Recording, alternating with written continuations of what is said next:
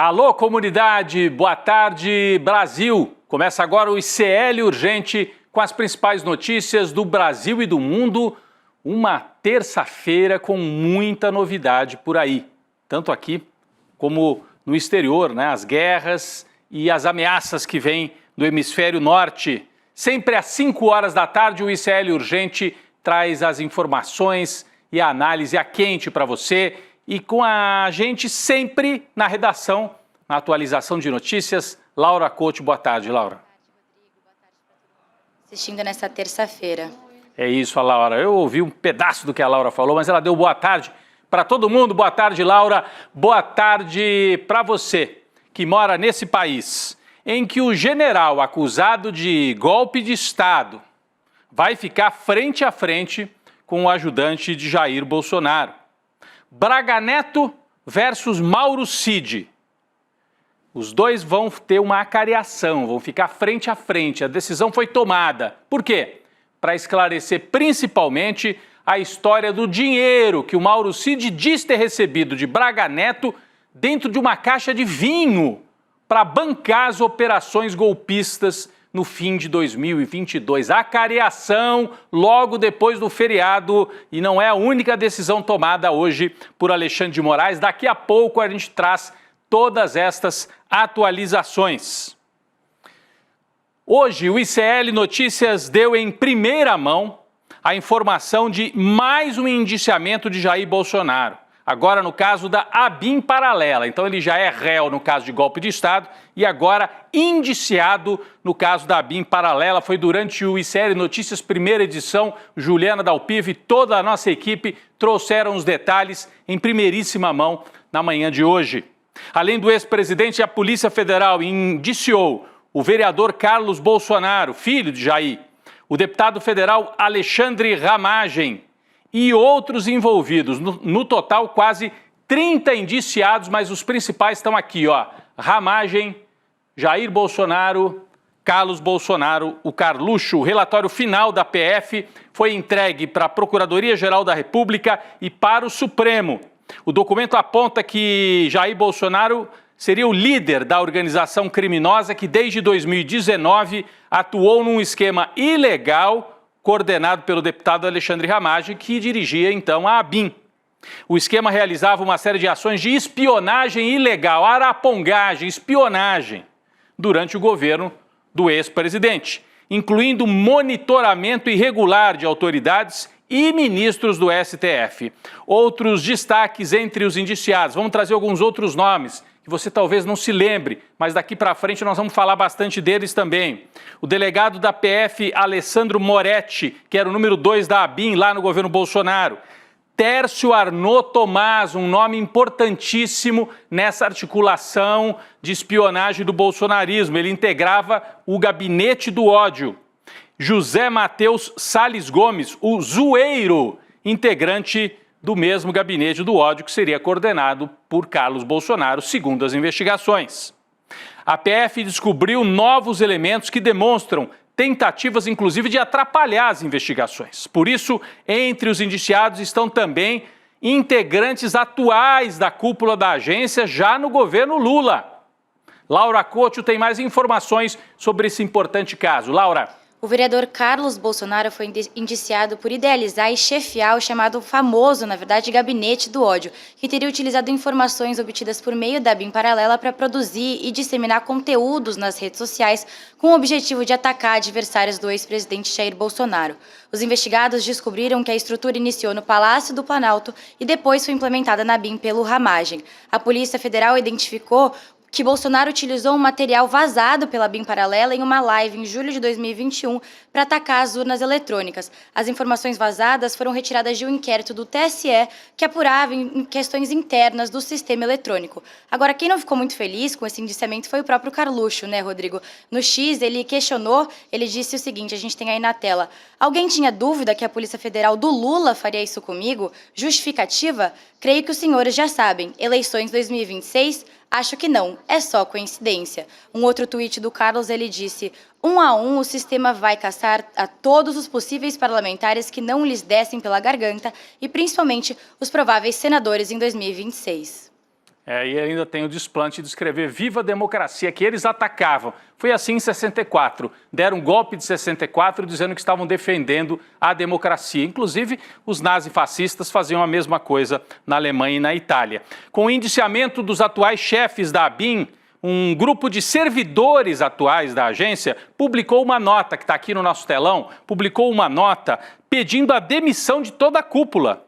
Diz o seguinte, uma das frases dessa nota, abre aspas, é inadmissível que indivíduos sobre quem pesam acusações graves de obstrução de justiça continuem ocupando cargos de comando da ABIN. É o pedido, na verdade, a reivindicação dos funcionários atuais da Agência de Inteligência. Você entendeu aí, né? É uma nova frente, indiciamento, agora a ordem é a mesma. PF indicia, PGR tem que ver se denuncia e depois eles viram réus no Supremo Tribunal Federal também por esse crime. O Carluxo está chegando lá. Dos filhos de Jair, é o primeiro que pode sentar no banco dos réus no Supremo Tribunal Federal, aí por esse caso da ABIN. Agora, novidade sobre o outro caso, né? Eu abri o programa falando disso, sobre o caso que já está mais avançado, da tentativa de golpe de Estado, em que Bolsonaro e generais como Braga Neto, que está aqui na tela, né, nesse caso, eles já são réus, General Heleno e outros. Bom, o ministro Alexandre de Moraes autorizou agorinha há pouco, no começo da tarde, que seja feita uma acariação entre esse aqui, o general Braga Neto, e o delator Mauro Cid, ex-ajudante de ordens de Bolsonaro. Esse era um pedido feito pela defesa de Braga Neto, porque você lembra, depois dos depoimentos dos réus para o Alexandre de Moraes, que nós transmitimos aqui, o Alexandre de Moraes abriu um prazo para que eles fizessem pedidos de acariações e outros procedimentos processuais.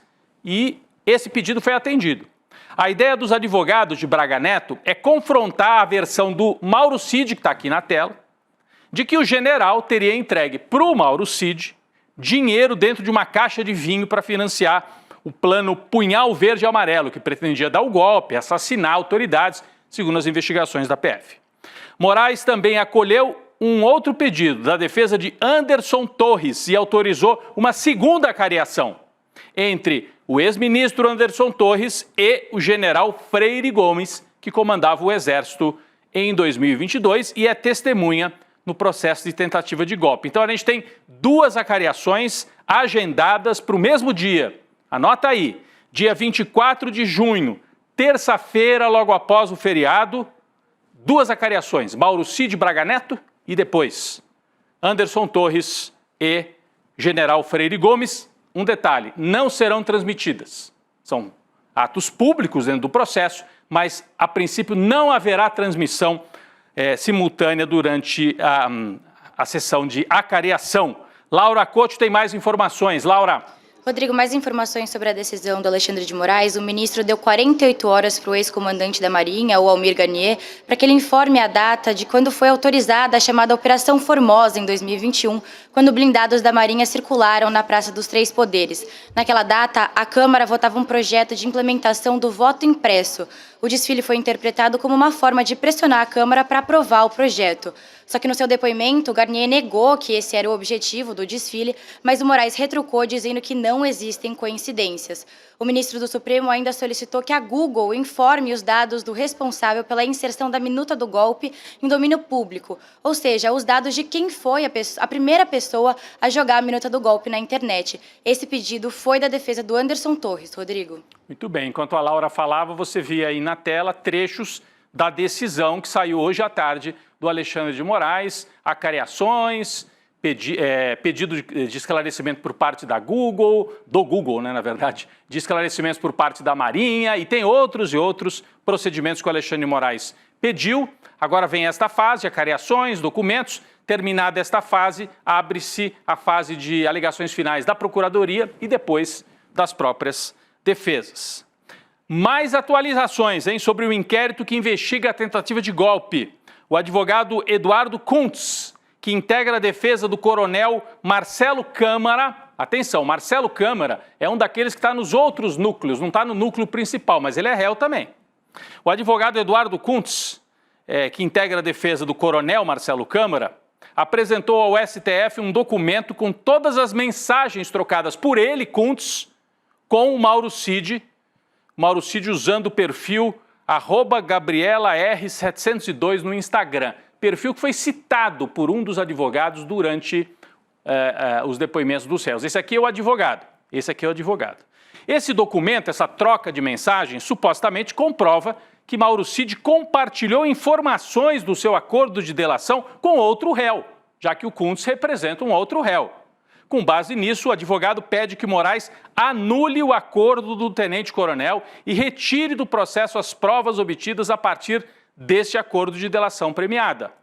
A Juliana Dalpiva entrevistou o advogado Eduardo Kuntz e nós vamos passar trechos dessa entrevista, você está vendo aqui uma parte, durante o N2, o CL Notícias, segunda edição, a entrevista da Juliana Dalpiva com esse advogado Marapuca, né? Parece que montaram um Marapuca para o Mauro Cid, mas ele que é delator, que se explique por que andava por aí, se é que andava mesmo, falando sobre a sua delação. Daqui a pouquinho, no N2, os trechos desta entrevista. Nós vamos agora para o noticiário internacional. Notícia importante sobre a guerra Israel-Irã. Os Estados Unidos avaliam entrar no conflito diretamente para defender os israelenses. Segundo o site de notícias norte-americano Axios, está aí na tela, ó, as manchetes estão aí na tela, as manchetes desse site. Donald Trump vai se reunir hoje ainda com o Conselho de Segurança Nacional na Casa Branca para tomar uma decisão. É importante lembrar que Trump participaria da reunião de líderes do G7 hoje, mas decidiu retornar a Washington ontem à noite.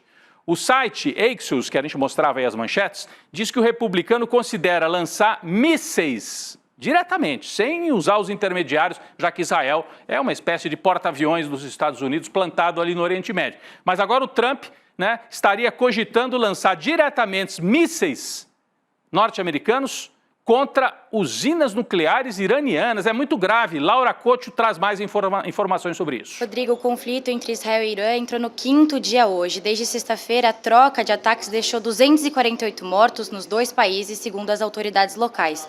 O presidente dos Estados Unidos, Donald Trump, disse que nem os Estados Unidos nem Israel planejam matar o líder supremo do Irã, o Ayatollah Ali Khamenei, mas que os planos podem mudar dependendo de como o conflito for se desenrolar. Olha só o que ele escreveu na sua rede social Truth Social.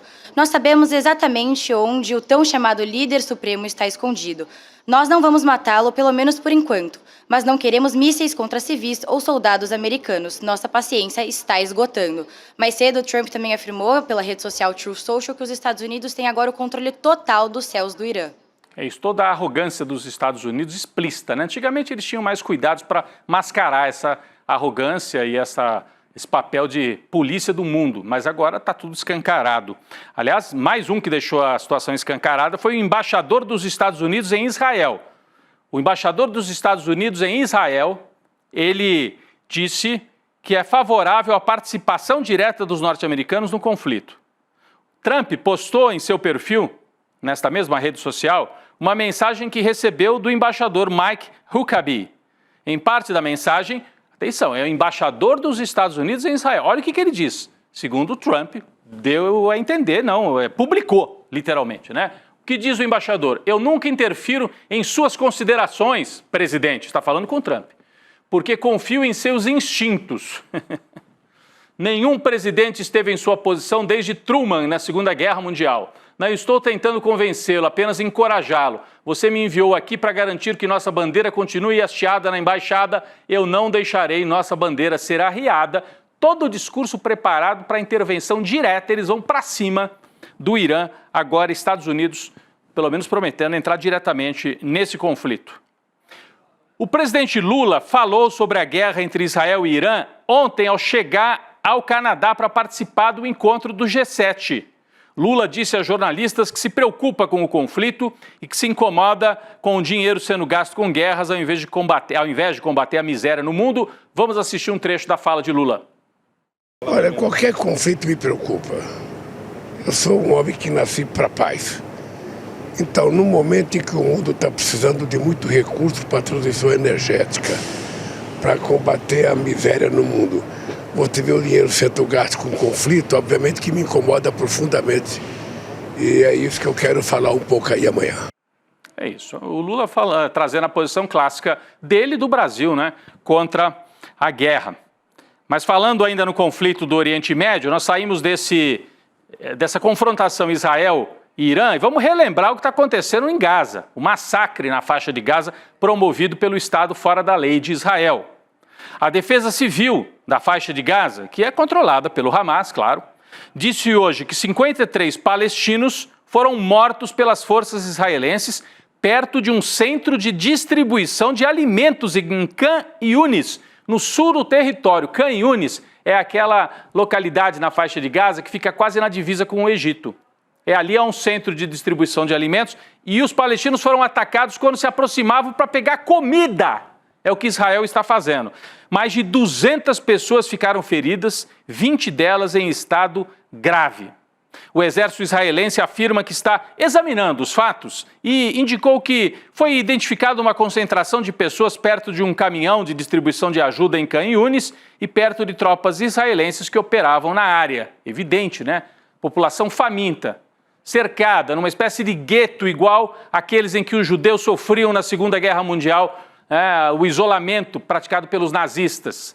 Nessa espécie de gueto que é a faixa de Gaza, as pessoas veem um caminhão com comida e se aproximam. E aí Israel está examinando para ver o que aconteceu. Chama-se fome, chama-se genocídio. O que aconteceu é mais uma repetição de ações que, infelizmente, a gente tem trazido em dias seguidos aqui no ICL.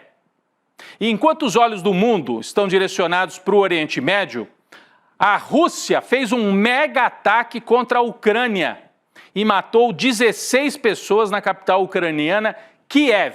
Laura Couto tem mais informações. Rodrigo, boa parte dos drones russos lançados contra a Ucrânia foram lançados contra a capital Kiev, como você mencionou, mas as ações também aconteceram em outras regiões, como Odessa, que fica no sul, onde uma pessoa foi morta. No total, 27 regiões foram alvos de ataques durante toda a noite. A Ucrânia também realizou ataques contra a Rússia. Ao menos 147 drones ucranianos foram derrubados pela Rússia, segundo o Ministério da Defesa de Moscou, o que significa que um número muito maior de aeronaves foram enviadas. 2 delas miravam a capital russa, Moscou, Rodrigo. Pois é, então vão se agravando os 2 conflitos que o Trump tinha prometido acabar. Ele falou assim, em 30 dias não tem mais guerra, é só uma questão de saber negociar, saber impor as posições. Prometeu isso em relação à Ucrânia e à Rússia, e o massacre de parte a parte continua. Prometeu em relação ao genocídio em Gaza, e em vez de acabar com o conflito, ele se agrava e se espalha para todo o Oriente Médio, batendo as portas do Irã. O mundo está numa situação muito perigosa, ainda mais com os Estados Unidos ameaçando entrar diretamente na guerra de Israel contra o Irã. Notícia internacional, mas aqui da América Latina. A Justiça da Argentina autorizou agora há pouco, é notícia de agora à tarde, está até na manchete aqui do Página 12, do site argentino, autorizou que a ex-presidenta Cristina Kirchner cumpra prisão domiciliar.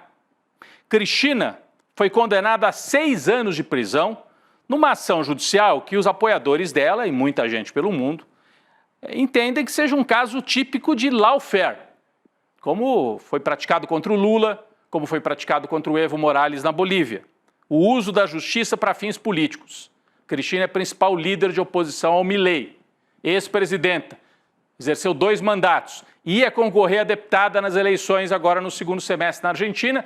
Antes disso, veio a ordem de condenação judicial. Ela conseguiu uma pequena vitória, que é cumprir a pena em casa.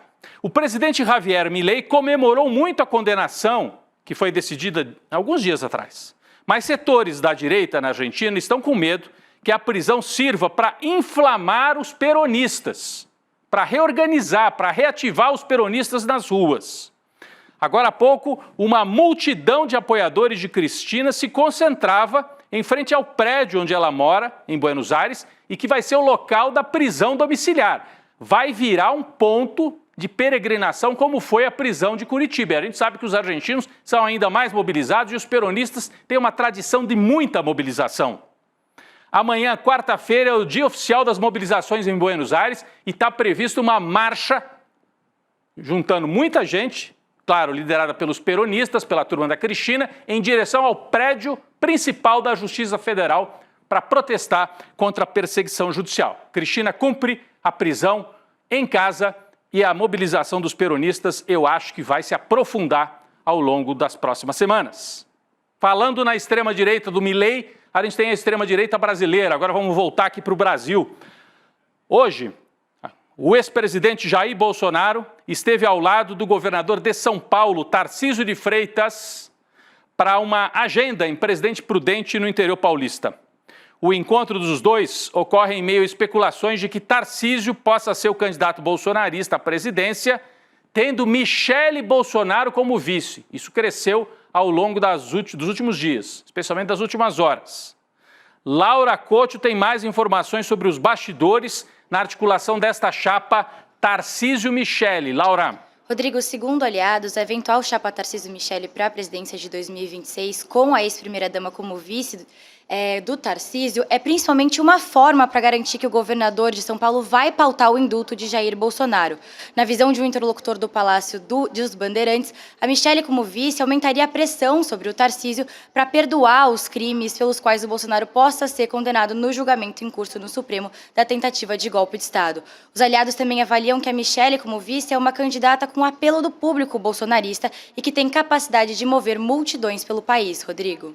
É isso, resta saber se o Tarcísio vai aceitar, porque uma chapa Tarcísio-Michele, Laura, significa o Tarcísio com uma espada sobre a cabeça. Se ele pisar para fora das decisões da família Bolsonaro, vão para cima do Tarcísio também, não tem a menor dúvida. Na hipótese, que eu acho um pouco remota, dessa chapa se formar e dele se eleger, imagina, ele está lá governando e resolve ser mais moderado em relação a alguns temas. Os bolsonaristas vão ameaçá-lo de impeachment e falar, se você não fizer o que a gente quer, a Michele assume. Então seria uma chapa que é uma arma apontada contra a cabeça de Tarcísio. Vamos ver se ele topa. Tarcísio tem repetido que vai disputar a reeleição ao governo de São Paulo e que o candidato dele ao Planalto é o Bolsonaro, que está inelegível. Então é tudo jogo de cena. Vamos aguardar os próximos movimentos. Hoje está acontecendo esse movimento, que é um movimento importante, os dois juntos, no interior paulista. Outro movimento sem tanta importância, mas tem assim um fundo quase histórico, né, assim, para a gente observar a história política do Brasil recente. Tem ex-tucano voltando para o ninho. A cúpula nacional do PSDB considera cada vez mais próxima a filiação, sabe de quem? Do ex-candidato a presidente Ciro Gomes ao PSDB. Ele que começou a carreira dele lá no Ceará, aliado do Tasso Gereissati, os dois lá do Ceará, no PSDB. Né? Bom, o Ciro já foi de um monte de partido, começou na Arena, foi do MDB, mas ele apareceu mesmo nacionalmente quando era o aliado do Gereissati dentro do PSDB. O ex-ministro está há uma década no PDT. Mantém conversas agora com os dirigentes tucanos que contam com o seu ingresso na sigla do PSDB, de olho na disputa pelo governo cearense em 2026, estão tentando montar uma grande chapa contra o PT lá no Ceará, para derrotar o atual governador e o ministro, né? O ministro da Educação, que é o principal líder do PT no Ceará. Segundo pessoas que participaram do encontro, o presidente nacional do PSDB, o Marconi Perillo, diz que após muitas perdas, ter o Ciro como candidato no Ceará será um ganho para o PSDB. Para somar esta aproximação da direita e Ciro Gomes, né, para deixar clara que é uma aproximação da direita com o Ciro Gomes, houve uma live com várias figuras da extrema-direita e nela o deputado Eduardo Bolsonaro não poupou elogios a Ciro, porque a aliança seria de PSDB até bolsonarismo lá no Ceará contra o PT. O Eduardo Bolsonaro disse que o pedetista, ainda, né, está prestes a sair, seria bem-vindo para tomar um café com ele e falar sobre o Brasil. Olha aqui a mensagem do Dudu, articulando dos Estados Unidos. Aqueles que querem apenas o bem do país estão convidados a colaborar. Não significa que a gente vai dar as mãos a comunistas e idolatrar Stalin. Mas, por exemplo, o Ciro está sendo processado pelo Lula. Eu tenho certeza que se eu sentar com o Ciro Gomes e tomar um cafezinho, a gente vai concordar, pelo menos na parte da liberdade de expressão. O Ciro pode perguntar para ele se ele continua querendo fechar o Supremo com um cabo e um soldado. Não sei se ele mantém esta posição. Mas é isso. É uma aliança cada vez mais próxima, explícita, de Ciro Gomes com a extrema-direita. Olha, situação difícil para o governo Lula no Congresso. A Câmara dos Deputados aprovou por 346 votos a 97 o regime de urgência para um projeto que derruba o decreto do Haddad do IOF, você está acompanhando, é um imbróglio, né? O Haddad já apresentou uma proposta, retirou, apresentou outra, e agora o Centrão se uniu e aprovou urgência. Essa urgência permite que o projeto seja analisado diretamente no plenário, sem passar pelas comissões. A gente tem um mapa aqui, eu vou colocar rapidinho, o mapa da votação, que mostra que apenas PT, PCdoB, PV e PSOL não seguiram esse alinhamento do Centrão. Até o PSB do Alckmin deu alguns votos em favor dessa urgência. Mostra que a base do governo na Câmara está desmontada, é uma situação muito, muito complicada para o Lula. Inclusive partidos que têm aqui ministérios importantes, o MDB, o PSD, o Republicanos. Republicanos deu todos os votos que estavam lá presentes pela urgência. E eles têm ministério. A mesma coisa União Brasil. Então, é o Centrão mandando um recado. Nós queremos enfraquecer o governo Lula para que o Lula chegue sem condições de fazer programas sociais nessa reta final do governo dele e, com isso, ele entre na campanha de reeleição mais fraco, permitindo a eleição de um nome como Tarcísio ou outro nome da extrema-direita. É o Centrão colocando um pezinho já, ou talvez os dois pés, para fora da base de apoio do Lula. É um mapa impressionante da votação que a gente traz aqui para vocês. Eu queria fazer um convite aqui, vou até mudar de câmera aqui, fazer um convite para quem está nos acompanhando. Vocês sabem que eu fui cobrir o velório do Pepe Mujica no mês passado lá em Montevidéu, e o ICL fez uma cobertura ao vivo, super ali em cima do fato. Mas além da cobertura factual, a gente preparou um especial, o legado de Pepe Mujica. Entrevistei ex-companheiros de luta do Pepe, visitei lugares importantes da vida dele, conversei com especialistas na política uruguaia, com o povo na rua, com brasileiros que estavam por lá, né? E a gente compôs esse especial, essa reportagem especial, que vai ao ar amanhã, quarta-feira, logo depois do N2. Então amanhã, quarta-feira, 18/6, o legado de Pepe Mujica você assiste aqui no ICL, reportagem especial que eu tive o prazer de conduzir com toda a equipe de edição, de gravação, de finalização do ICL. Deixo o convite aí para vocês amanhã, 7 horas da noite, o legado de Pepe Mujica, minha gente. E faço um outro convite, já emendo com outro aqui, né? O extremismo segue ganhando força, a gente percebe, e a gente precisa entender o que está acontecendo.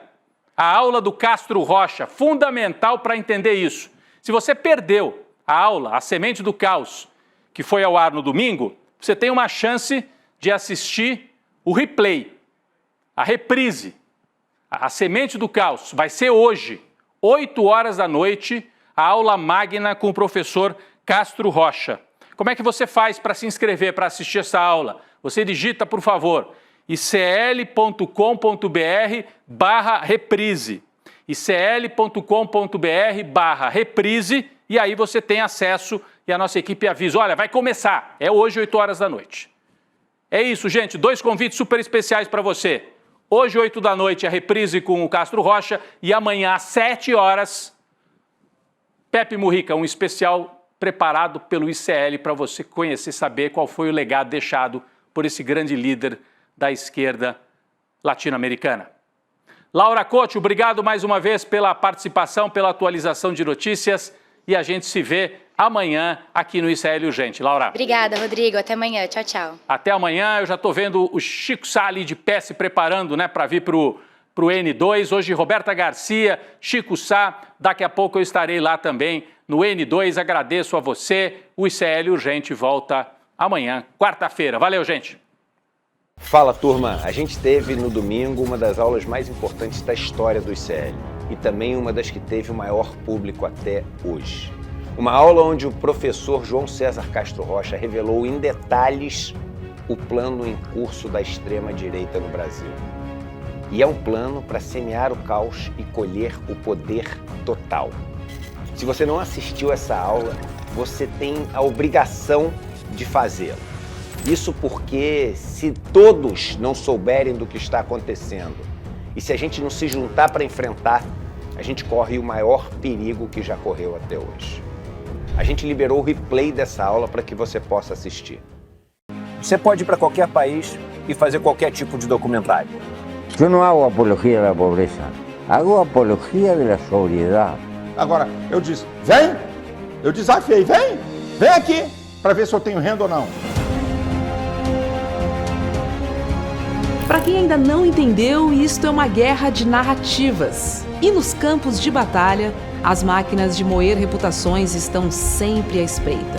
Pouco interessa os meios, interessam apenas os fins. E os fins são muito lucrativos nesta indústria. Veja a importância da resiliência dos colegas que nunca abandonaram esse caso. Então não adianta vocês fazerem campanha contra mim, porque eu vou continuar fazendo meu trabalho como jornalista como eu sempre fiz. E a relação fraterna com as pessoas não entra no PIB. Você tem as condições que você precisa para viver numa comunidade onde um não depende de explorar o outro. Eu sei que eu não vou ver a colheita, mas faço questão de morrer semente. Eu disse uma coisa que eu repito: a morte vai me encontrar lutando.